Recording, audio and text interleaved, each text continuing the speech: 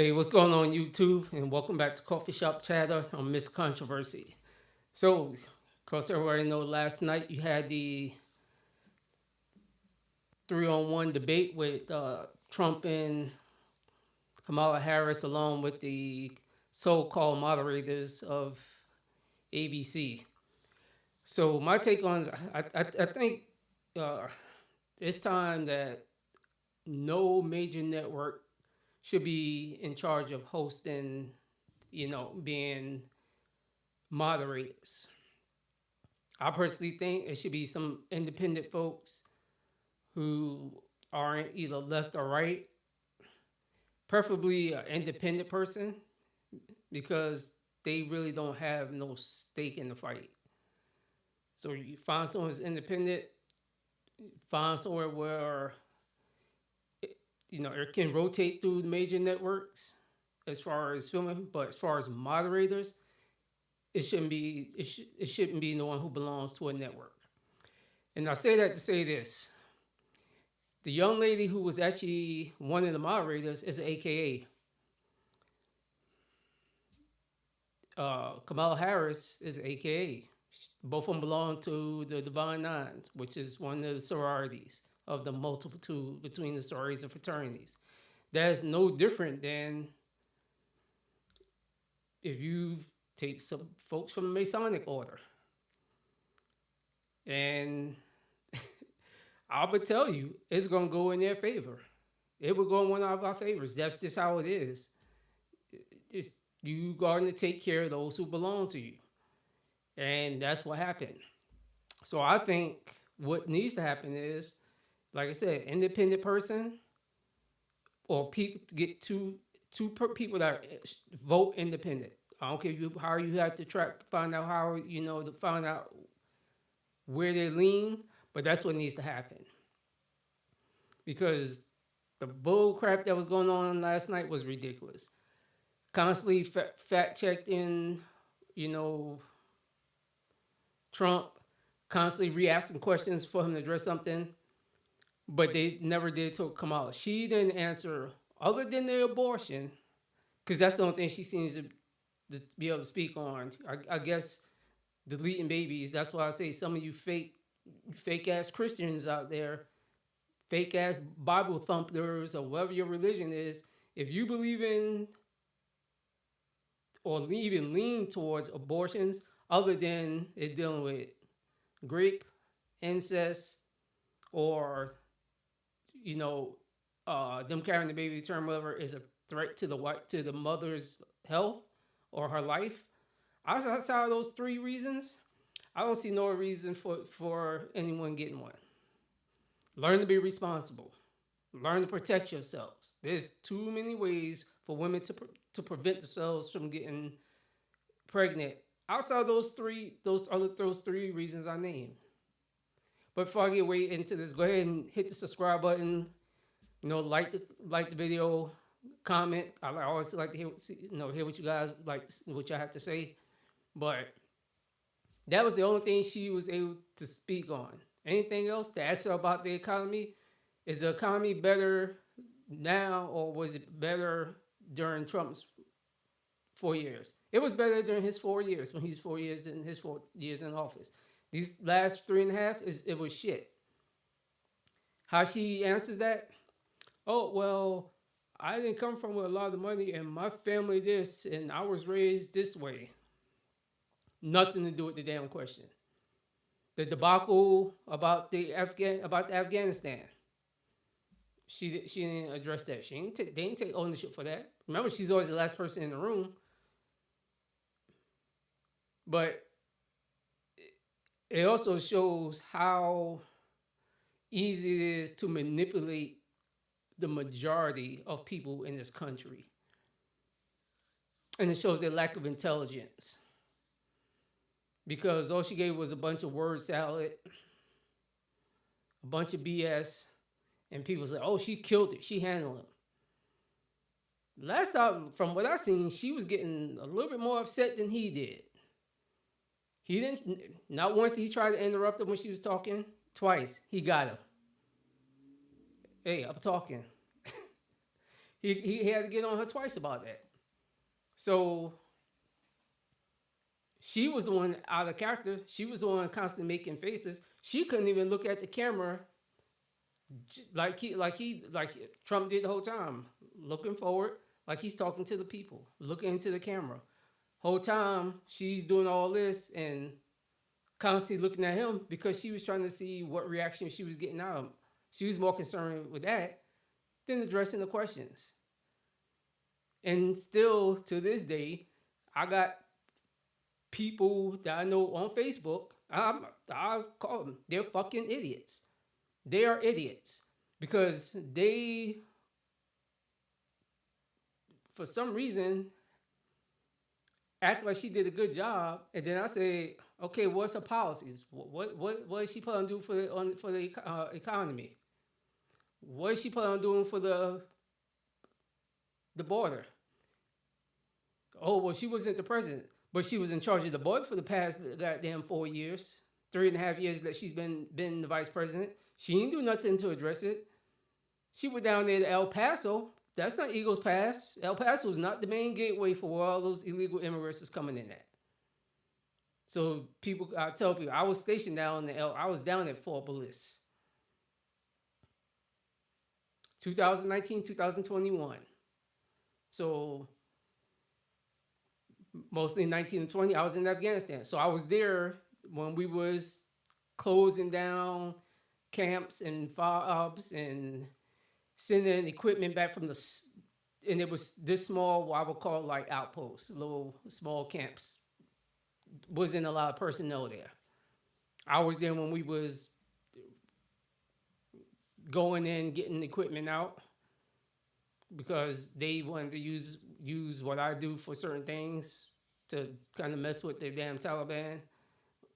But yeah, we was closing that stuff down. We were already told how many people had to, what the amount of people was going to be left there because everything was going through stages.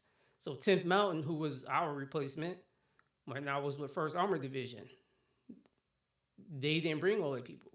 We were sending people back early because that was part of the downsizing. So we was looking across who really doesn't serve a purpose. And those are damn people that was getting sent back. If you didn't serve a purpose, you went back. But one of the things that a lot of people, even some of my family members,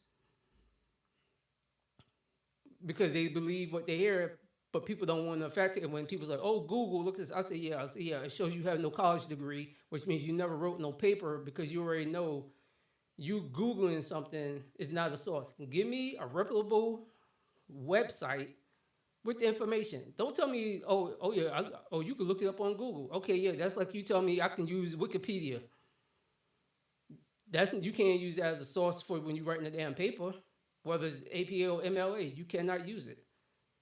So give me a source. So the whole thing came down with the 9 months deletion of babies. And people, they was cracking jokes all on Facebook. So I was like, okay, I know for a fact that it can be done. And there's some of you right now that's probably saying, oh, no, it can't. So what I'm going to do is I'm going to show you a video, and it's going to prove it. So we're going to go ahead and jump in that right now.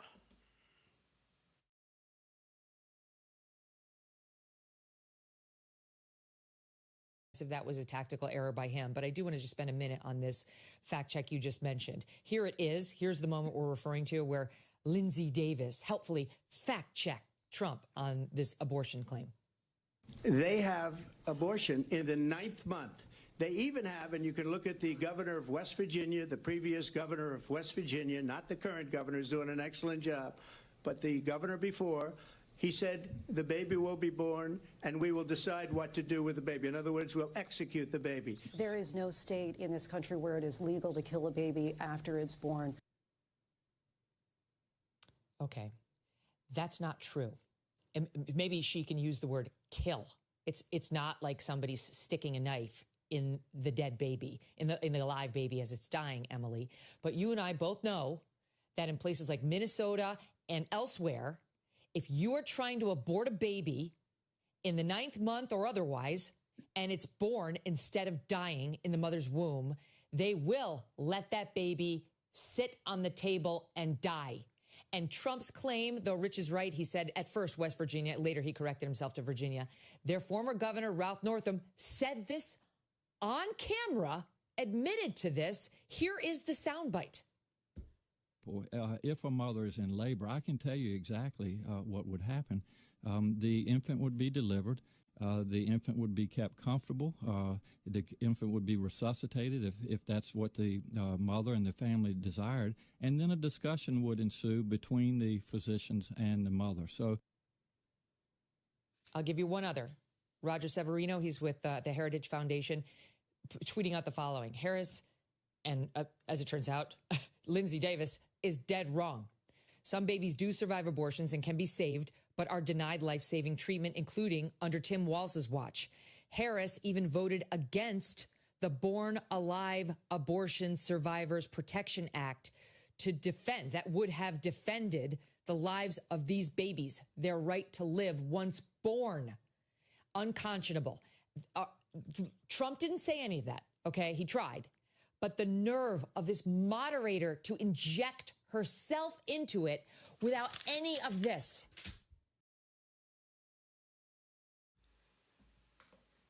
And that is why I said moderators need to be independent. Because you had that damn woman sitting up there because she's chums with Kamala. That's a sorority sister. She ain't gonna go against her. She was quick, and you seen the face she made. Oh, there's nothing they can show that they can do that within 9 months, and looked off. Ma'am, you was wrong. 100, not partially wrong. You was 100% wrong. So I'd like to know where everyone thought about the debate last night. Honestly, it was a shit show. It needs to be, or if you want to get people from the news and have them, the questions, I think the questions should come from the voters. So many questions will get submitted. They have a team that narrows it down to certain questions, whether it's going to be 20 questions, whatever. And the damn moderators don't get the questions until the day of. When they sit their ass in that seat, they get handed the questions. Guarantee you do it that way, the debates will be 100% better. That way, one, there's no questions being given to one ahead of time, like they did with Hillary. I can tell, I don't know, I wouldn't be surprised if they somehow didn't get questions to Kamala, but I'm going to say she ain't bright enough because her responses were not even lining up with the damn questions. Like I said, other than when they was talking about the little abortion stuff. Outside that one, that was it. But like I said, to me, it was a 3-on-1. I don't give a damn what nobody say. They was, when they did the CNN debate, CNN was part of the little coup to get Trump up out of there. So they was trying to put a nail in his coffin to get him out. Got Kamala in. She got her little sorority sister sitting there as a moderator.